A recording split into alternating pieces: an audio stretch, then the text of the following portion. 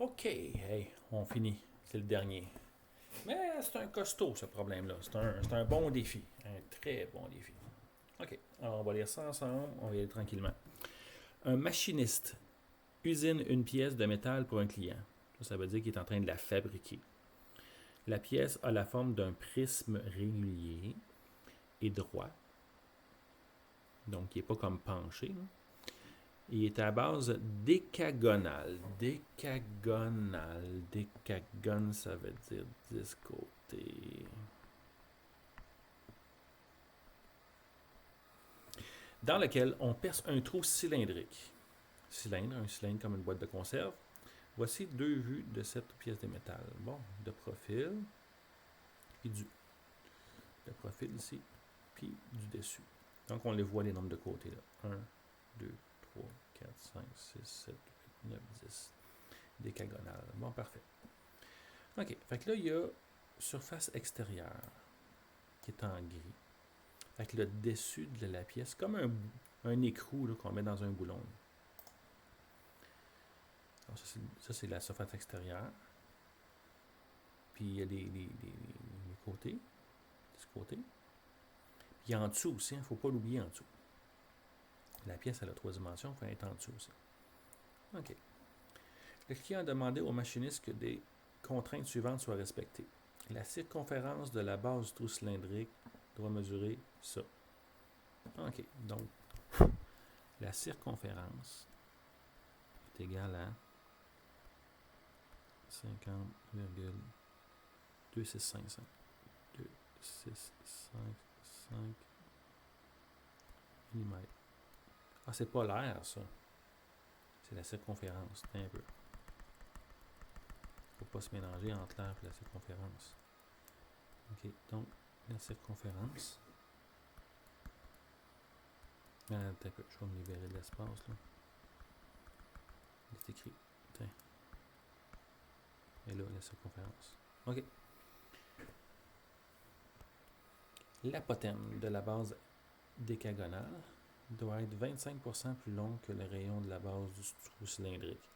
Là. Bon, un peu. C'est pas la première fois qu'on va le comprendre. On va le lire plusieurs fois. L'apothème de la base décagonale. Ah, ça, c'est la base décagonale. Lui, là, s'il n'y avait pas de cylindre dedans, là, ça serait un décagone. Puis il y aurait au centre, ici, là. Je vais enlever ça, finalement. Au centre, il y aurait comme des triangles.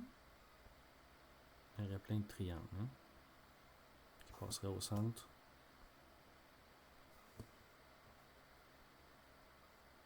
Voilà, ça ferait ça. OK. Mais on va garder juste ce triangle-là.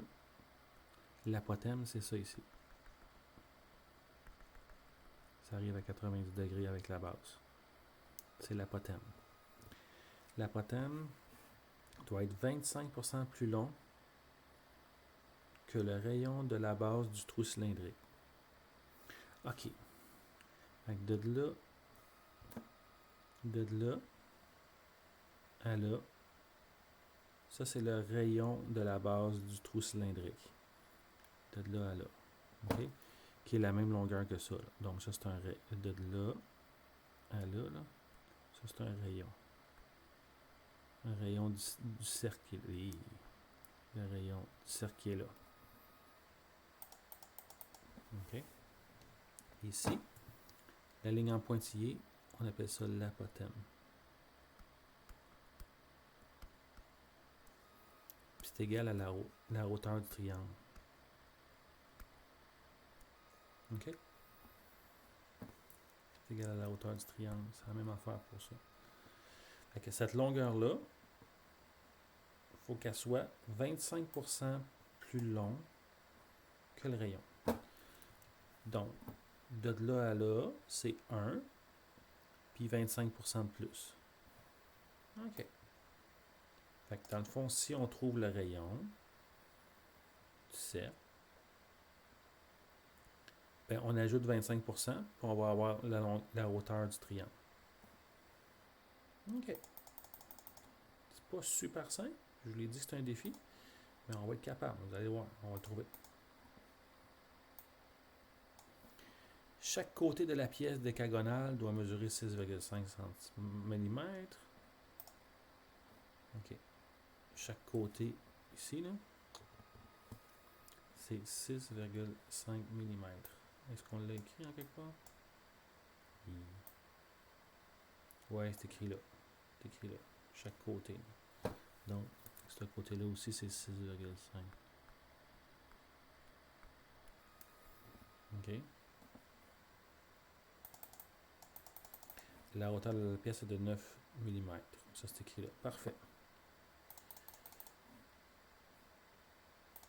Après avoir conçu la pièce en respectant toutes les contraintes du client, le machiniste affirme que la surface extérieure de la pièce, donc tout ce qui est en gris, OK, est supérieure au double de sa surface intérieure. Bon, supérieur est plus grand que le double de sa surface intérieure. 2 fois la surface intérieure. Donc la surface extérieure, il dit qu'elle est plus grande, lui il veut manger le plus gros, plus grand que le 2 fois la surface intérieure. Bon. L'affirmation du machiniste est-elle vraie? Justifiez votre réponse à l'aide d'arguments mathématiques. Bon. Fait que j'imagine qu'on va devoir trouver la surface extérieure, puis on va devoir trouver la surface intérieure, la multiplier par 2, puis les comparer ensemble. Fait que ça, c'est la fin du problème. Fait que faut trouver la surface extérieure, puis il faut trouver la surface intérieure. Bon. Donc. J'ai quoi pour trouver des choses, puis par quoi je commence? On va réfléchir. Ah ben tiens, j'ai l'air... La circonférence de la base du trou cylindrique de mesurer ça. Ben, j'ai la circonférence ici.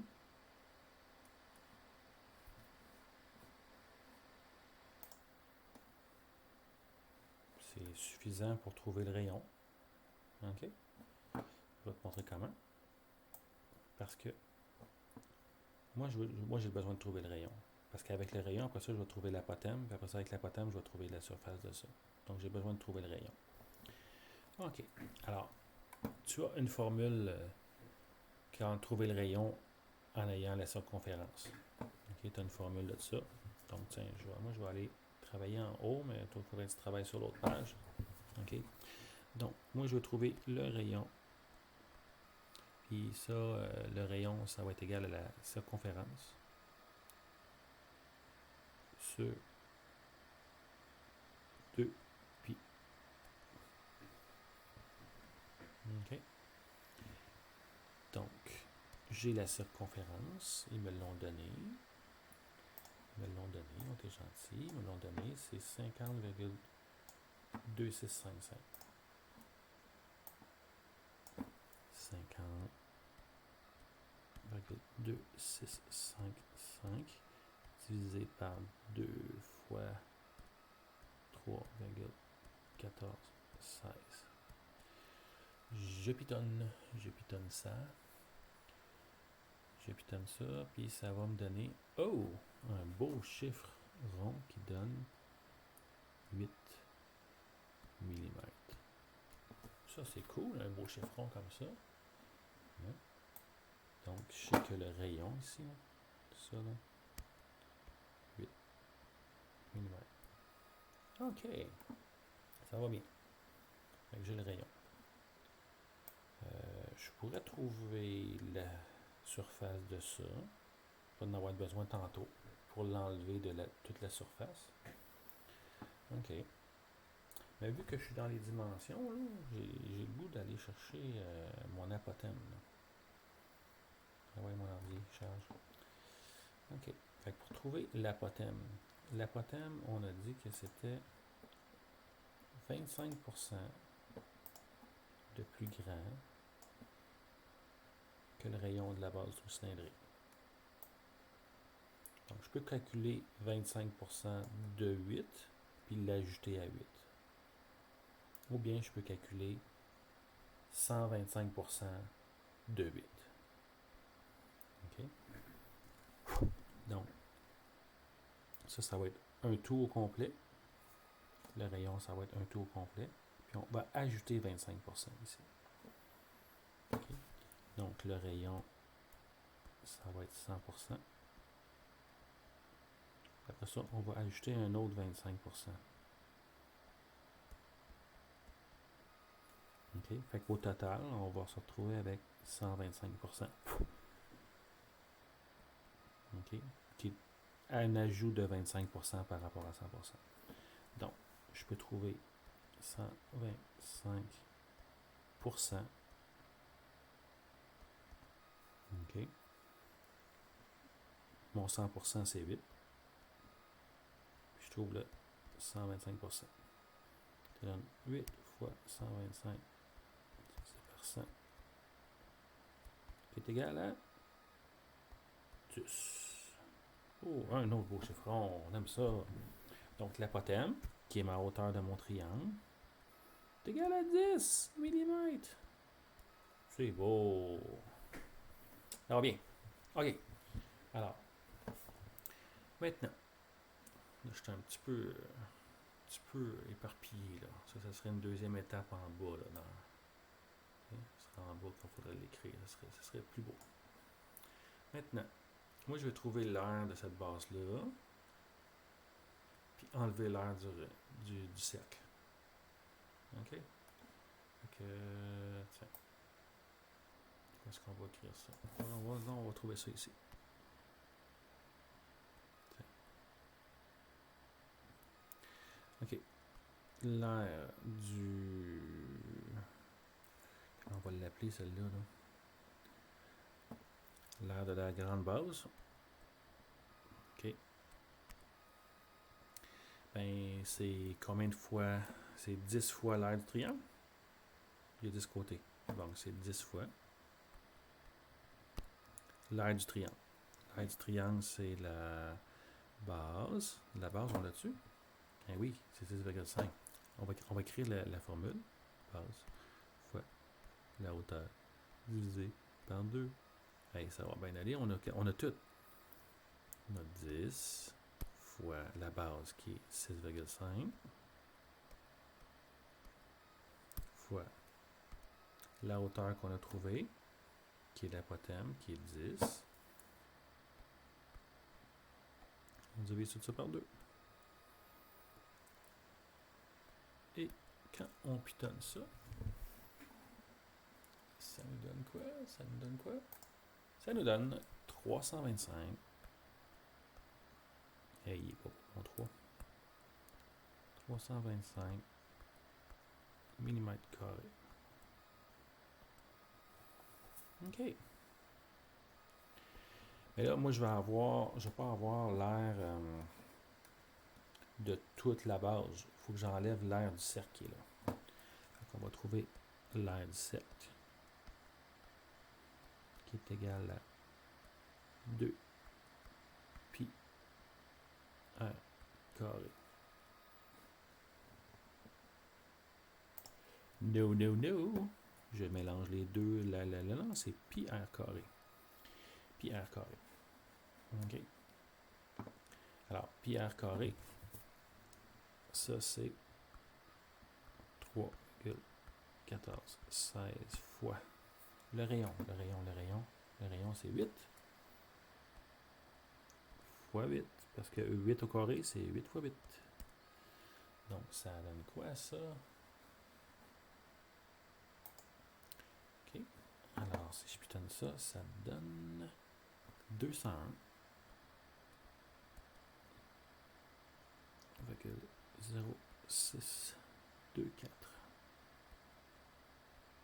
mm². Alright. Ben, moi, si je veux l'air en gris, OK.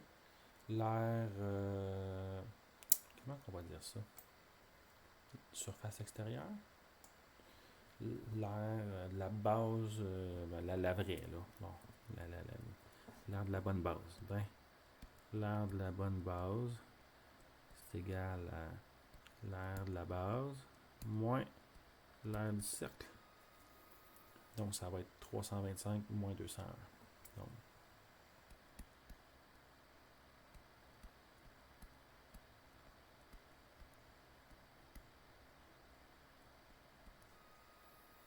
OK. Ça donne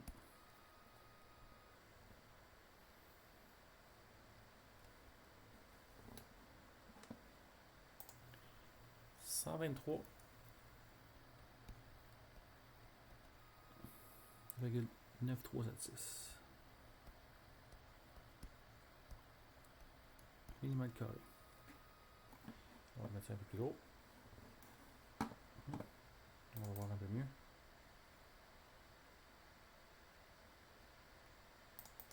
OK. Fait que j'en ai un ici. Mais pour calculer l'air extérieur, j'ai besoin de tout ça. Mais 2 fois. Oh! 2 fois. OK. Donc, c'est 123 fois 2. Je suis désolé, c'est un peu désordonné mon affaire. Donc, moi, je veux l'air extérieur dans les décagones. Donc, l'air des 2 décagones, qui sont les bases, les 2 bases. C'est égal à 123,9376 fois 2.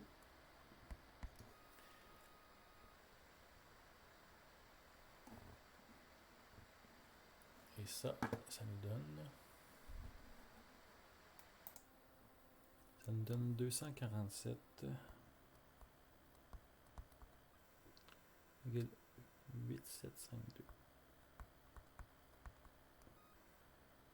Ça, ce sont des millimètres carrés. Excellent. Donc là, on a trouvé ça ici.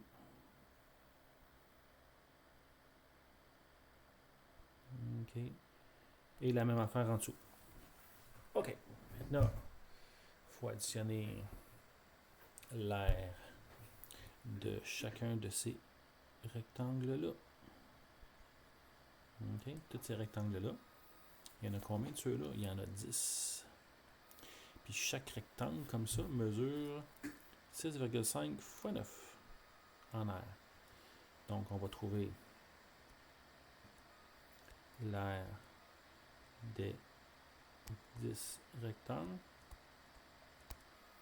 OK, qui est égal à 10 fois, ça c'est 10 rectangles, donc fois 10, et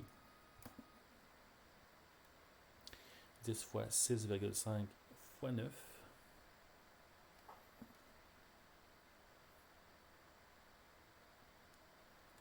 OK, 10, donc 6,5 fois 9, ça va me donner 585 mm².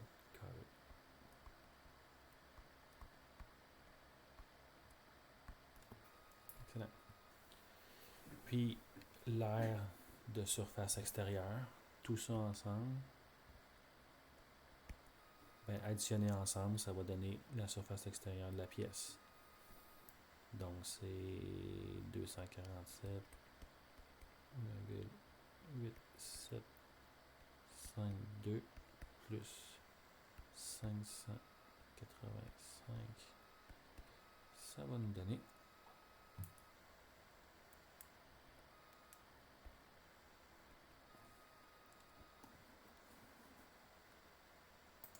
832,8752.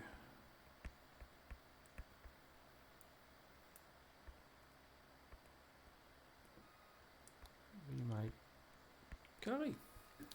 Là, j'ai ma surface extérieure. OK. Ouf, j'ai ma surface extérieure.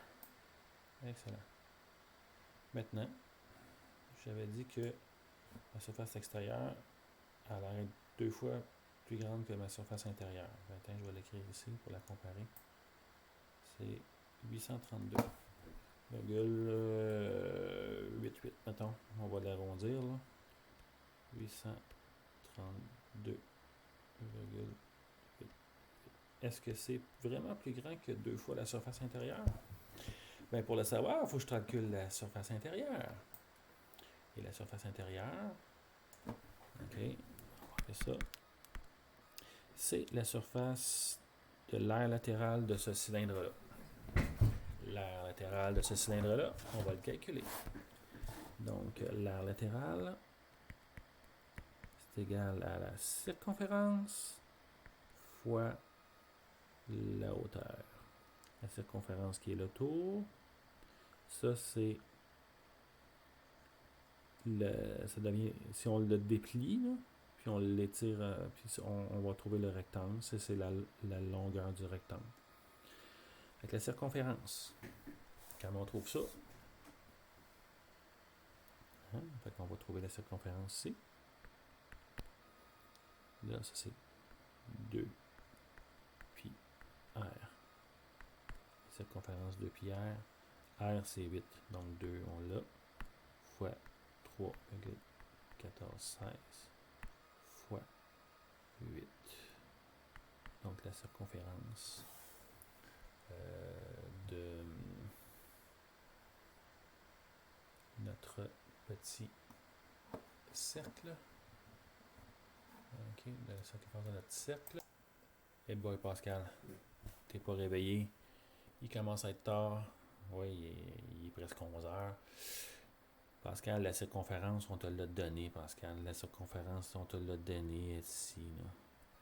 Là. Ici. Donc, on va l'écrire direct. J'ai pas besoin de calculer. La circonférence est 50,2655.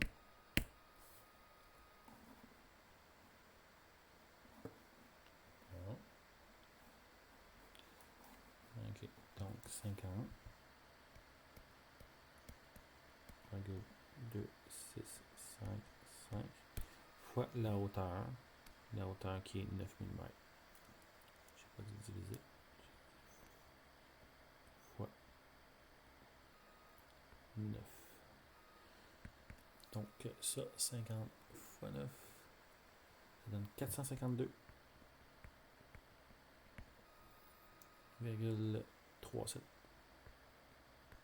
96.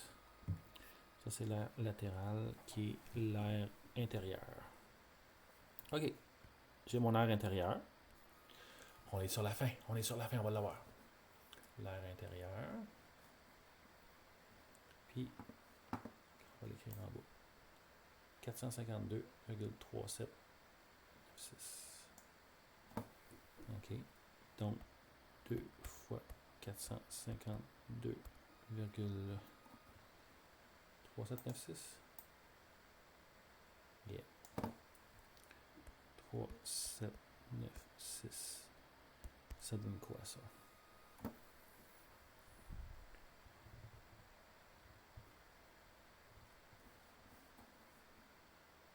Ça, c'est le double, donc 2 fois ça.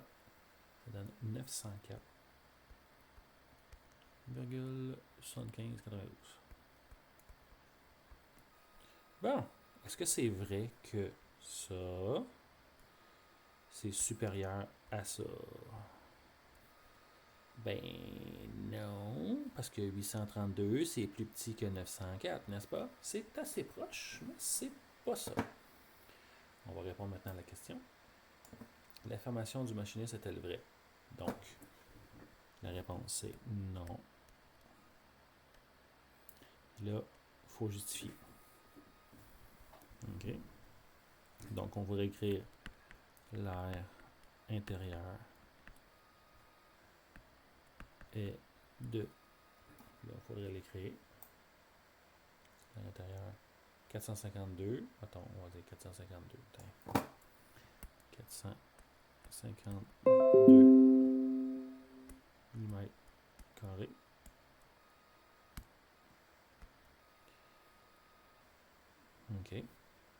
l'air extérieur est de 833, attends, on l'arrondit, mètres carrés.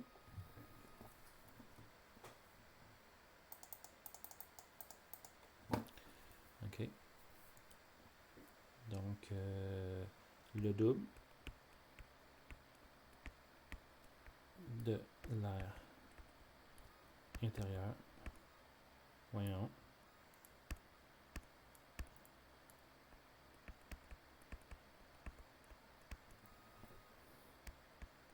Est de 905 mètres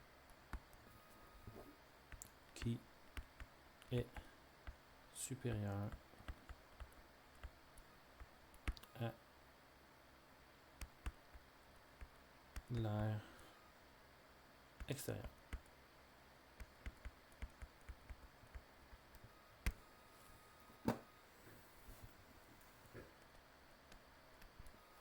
Voilà, ça c'est une réponse complète. Pour ce qui est de l'évaluation, pour vrai, là, c'est un peu le bordel. Donc, ce serait non, puis la justification ici.